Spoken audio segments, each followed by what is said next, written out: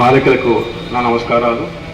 ఎందుకంటే రాబోయే తరానికి మీలో ఎంతోమంది గొప్ప గొప్ప స్థాయిలో ఉండే వ్యక్తులు ఉంటారు. ఈ దేశానికి చాలా ఆదర్శంగా ఉంటారు. అదేవిధంగా మిమ్మల్ని తీర్చిదిద్దినటువంటి ఇక్కడ ఉపాధ్యాయులకి నా యొక్క హృదయపూర్వక నమస్కారములు. ఈరోజు మనం 150వ జయంతి జరుపుకుంటున్నాం వందే మాతరం సంబంధించి. ఈ యొక్క వందే మాత గీతం మనకి ఒక మహామంత్రం.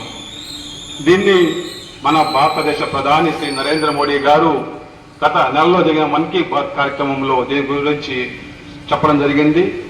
ఈరోజు దేశవ్యాప్తంగా ఈ సమయానికి 140 కోట్ల మంది ప్రజలు ఈ వందే మాతర గీతాన్ని ఆలపిస్తున్నారు. అసలు ఈ వందే మాతర గీతం ఒక మహామంత్రంగా ఎలాగ తయారైందంటే, స్వతంత్ర సమరంలో ఒక ఉత్తేజం తీసుకొచ్చేందుకు ఈ యొక్క వందే మాతర గీతం ఏదైతే చటర్జీ గారు రాయడం జరిగింది, అదేవిధంగా రవీంద్రనాథ్ ఠాగూర్ గారు తొలిసారిగా దీన్ని ఆలపించడం జరిగింది.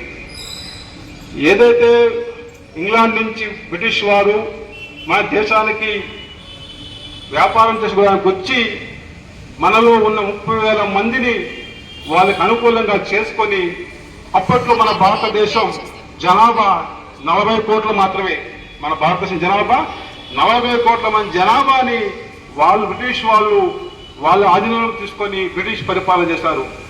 దానికి వ్యతిరేకంగా మన దేశం మనం స్వాతంత్రం కోసం ఈ ఒక్క వందే మాతర గీతం ఒక మహా యంత్రంగాను ప్రతి ఒక్క బిడ్డలోను, ప్రతి ఒక్క భారతీయ నారిలో గాను, ప్రతి ఒక్క భారతీయుల్లో కానీ ఇది చొచ్చుకొని పోయి స్వతంత్రంకు ఎంతోగా ఇది మనకి ఆయుధంగా తయారైంది. అటువంటి వందే గీతం 150వ జయంతిని ఈరోజు మీ ముందుకు రావడం అంటే మీరు నిజంగా అదృష్టవంతులు. ఎందుకంటే అప్పుడు ధన మాన ప్రాణాలు సైతం అర్పించి స్వతంత్రం సాధించినారు. ఆ స్వతంత్రంలో మనం ఎంతో సంతోషంగా బతుకుతున్నాం. కాబట్టి దీని ముఖంగా మీకు ఒకటే చెప్తున్నాను, మీరు సమిష్టిగా ఉంటేనే మనం దేనిని ఎదిరించగలుగుతాం. కాబట్టి మీరు కూడా సమిష్టిగా ఉండండి, చదువులో రానియండి, అద్భుత విజయాన్ని సాధించండి. జై హింద్. ప్రోగ్రామ్కి మన పట్టణ పెద్దలు అమర్నాథ్ గారు, సుబ్రహ్మణ్యం గారు, సుధాకర్ గారు